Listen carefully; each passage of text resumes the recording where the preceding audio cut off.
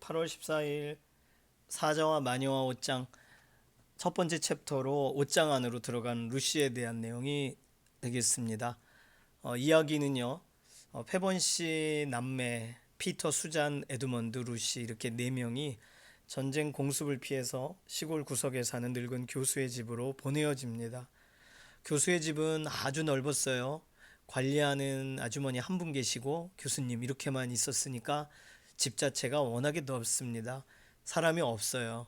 그리고 교수님은 굉장히 인자해 보이는 덥수룩한 흰 머리카락이 온통 얼굴까지 뒤덮인 맘씨 좋은 할아버지라서 이 네 명은 네 남매는 이곳에 있는 동안 아이들에 대해서는 신경 안 쓰시겠구나 이러면서 굉장히 기쁜 마음으로 집안을 돌아다닙니다. 다음날 하루 종일 비가 내려서 집안에서만 계속 있어야 되니까 이 방 저 방을 다니다가 어느 방에 커다란 옷장이 하나 있는 것을 발견합니다. 옷장이 있는 것을 보고는 호기심을 억누를 수 없는 루시가 옷장 문을 열어봅니다. 다른 사람들은 다 나가고요. 그러자 루시가 옷장 문을 열자 모피 코트가 들어 있었어요. 그래서 와, 얼마나 옷이 더 있는가 이렇게 손을 더듬어 들어가 보니 계속 옷장이 깊어요. 옷들이 계속 있어요. 그러니까 그 속으로 이렇게 들어가면서 웬일인지 아무리 걸어 들어가도 끝이 닿지를 않습니다. 얼마를 걸어갔는지 어두운 촉감으로만 코트가 있다는 것을 알고 전혀 알 수 없는 어둠 속에 가다 보니 멀리서 불빛이 아른아른 거리는 것이 보였습니다. 그래서 저 뭐지 하고 불빛을 향하여 나아가다 보니까 뭔가가 차갑고 부드러운 것이 뚝뚝 떨어져요. 나중에 알게 된 것이면 눈이에요. 10여 분쯤 지났는지 루시는 자신이 눈을 뽀드득 밟으면서 그 불빛이 있는 곳을 향해 나아가 가로등이 켜 있는 낯선 숲 한가운데 있다는 사실을 알게 됩니다. 그때 루시는 굉장히 신기한 어, 놀라운 세계에 들어와 있다는 것을 확인하고 놀라서 가슴이 콩닥콩닥 뛰겠죠. 네, 그때 다닥다닥 발소리가 들립니다. 위에는 사람이고 아래는 염소의 다리를 모양을 한 파우누스, 그러니까 신화적인 어떤 존재죠. 그런 그 반인반수의 모습을 한 파우누스가 눈을 피하느라 우산을 쓰고 붉은 털 목도리를 목에 두르고 이렇게 그 가로등이 있는 쪽으로 어떤 손에 선물 꾸러미 같은 걸 들고 오다가 루시를 보고 사람을 보고 깜짝 놀라면서 떨어뜨립니다. 세상에 이러면서 첫 번째 챕터가 끝나요. 나니엘 엔덱이 그 시공사에서 나온 그 전체 합본책에 있는 내용을 좀 요약을 했습니다. 자, 오늘 첫 번째 이야기 속에서는요. 이야기는 루시가 옷장 속에서 뜻밖의 세계를 발견하면서 시작이 됩니다. 겉보기에는 그냥 오래된 옷장일 뿐이지만 루시는 그 안에 밖에서는 전혀 알 수 없는, 전혀 보이지 않는 놀라운 세계가 있다는 사실을 발견하게 돼요. 성경은 감추어진 진리와 보물을 발견하는 것이 얼마나 중요한지에 대해서 자주 이야기하고 있습니다. 즉, 가장 중요한 진리는 보이지 않는 것에 있다는 거예요. 비밀스럽게 또 무언가 이렇게 열려져야, 계시되어야 주어진다는 거죠. 이 세상에는 겉으로는 드러나지 않지만 그 안에 엄청난 비밀이 숨겨져 있는 것들이 많이 있습니다. 우리는 그것을 모험하고 탐구하고 그러죠. 자, 관련 성구는 신명기 29장 29절에 이 세상에는 우리 주 하나님이 숨기시기 때문에 우리가 알 수 없는 일들이 많다. 이렇게 설명합니다. 다니엘서 2장 22절은 심오한 것과 비밀을 드러내시고 어두움 속에 감추어진 것도 하나님은 다 알고 계신다. 잠언 25장 2절은 이를 숨기는 것은 하나님의 영광이요 이를 밝히 드러내는 것은 왕의 영광이다. 이렇게 설명됩니다. 자, 하나님의 비밀을 찾는다는 거. 우리 인생에도요. 다양한 사건 가운데 하나님이 숨겨 놓으신 어떤 수수께끼 같은 걸 찾아내죠.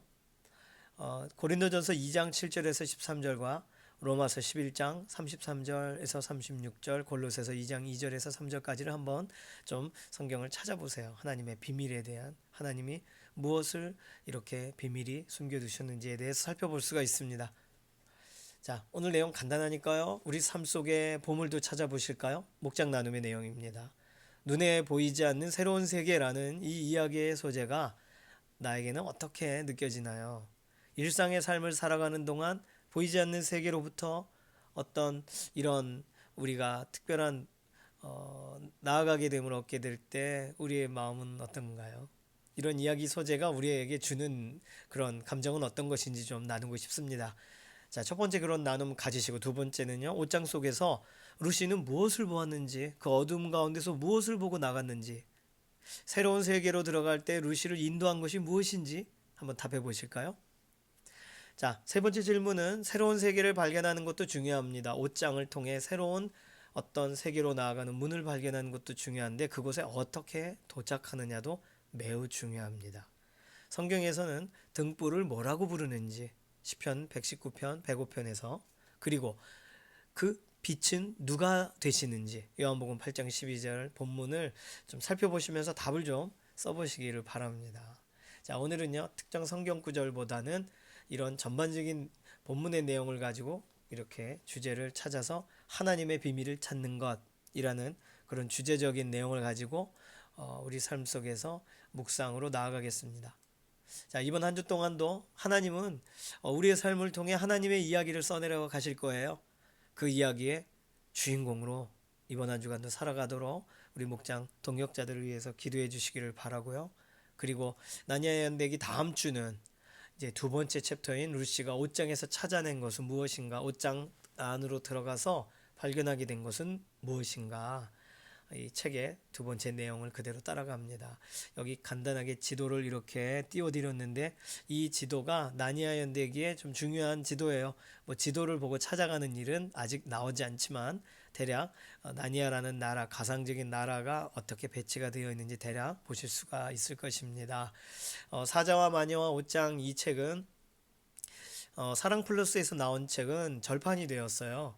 그리고 이 크리스틴 디치필드라는 분이 쓴 나니아 연대기 전편에 대한 이 내용들의 중요한 주제적인 나눔의 소그룹 교재가 또 다른 출판사에서 나왔는데 그 책도 이렇게 구하기는 쉽지 않습니다. 책을 구하시는 것보다 이 내용들을 따라오시면서 그냥 이야기 속에 한번 잠깐 빠져보셨다가 우리의 삶에 또 질문도 던져보시고 말씀을 실제로 좀 찾아보시는 그런 시간 되시기를 소망합니다. 자, 이 시간 같이 기도할게요. 살아계신 하나님 감사합니다. 우리에게도 우리의 삶에도 다가오는 많은 사건들이 이렇게 루시에게 열려진 옷장과 같이 하나님의 특별한 부르심의 현장으로 연결되어 갈 텐데 우리는 옷장을 닫는 쪽인지 아니면 그런 옷장을 통해 새로운 특별한 부르심에 반응하는지 오늘 우리의 삶의 순간순간 하나님의 부르심에 반응하는 하나님께서 우리의 인생 가운데 말씀하시는 것에 함께 나아가는 복된 믿음의 걸음들이 모험의 걸음이 이번 한 주간도 지속되게 하여 주시옵소서. 감사드리며 살아계신 예수님의 이름으로 기도드립니다. 아멘. 수고하셨습니다. 다음 주에 뵐게요.